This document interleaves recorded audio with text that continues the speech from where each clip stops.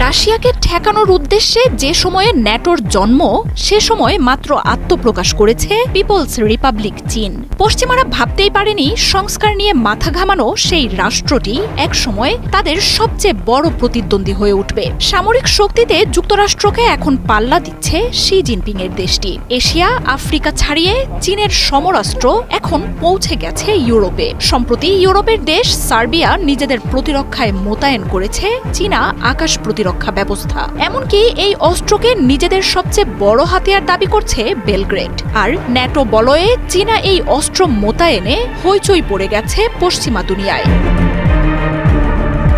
সম্প্রতি দক্ষিণ ইউরোপের দেশ সার্বিয়া নিজেদের প্রতিরক্ষায় মোতায়েন করেছে চীনা আকাশ প্রতিরক্ষা ব্যবস্থা FK-3। মাঝ আকাশে 100 কিলোমিটার দূরত্বে একসঙ্গে 12টি ক্ষেপণাস্ত্র এবং 6টি যুদ্ধবিমানকে ঘায়েল করতে সক্ষম চীনের এই প্রতিরক্ষাস্ত্র।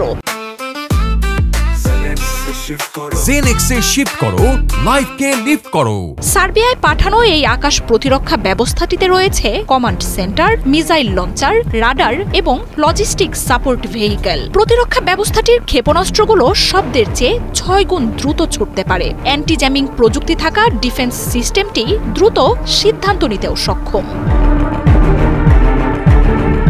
প্রতিরক্ষা বিশ্লেষকদের অনেকের দাবি এর সঙ্গে রুশ আকাশ প্রতিরক্ষা ব্যবস্থা S-300 এর বেশ মিল রয়েছে। আবার অনেকে বলছেন যুক্তরাষ্ট্রের প্যাট্রিয়টের মতোই কাজ করতে পারে চীনের এই আকাশ প্রতিরক্ষা ব্যবস্থা। 2019 সালে FK-3 সিস্টেম কিনতে বেইজিং এর সঙ্গে প্রতিরক্ষা চুক্তি করে বেলগ্রেড। এই চুক্তি থেকে দেশটিকে সরে আসতে যুক্তরাষ্ট্র চাপ ও হুমকি দিলেও তা আমলে নেয়নি সার্বিয়া।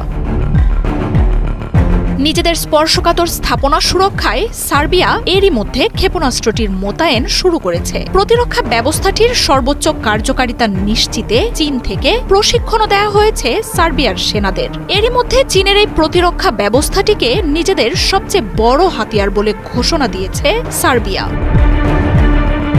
অস্ত্রের বাজারে এত বছর ধরে বিশ্বে একচেটিয়া আধিপত্য ছিল গুটি কয়েক রাষ্ট্রের। নিজেদের নিরাপত্তার জন্য এতদিন যুক্তরাষ্ট্র, রাশিয়া, ফ্রান্সের মতো দেশগুলোতেই আস্থা রেখেছে পশ্চিমা দেশগুলো। তবে এবার সেই বাজারে চীনের উত্থান চিন্তা বাড়াচ্ছে পশ্চিমাদের।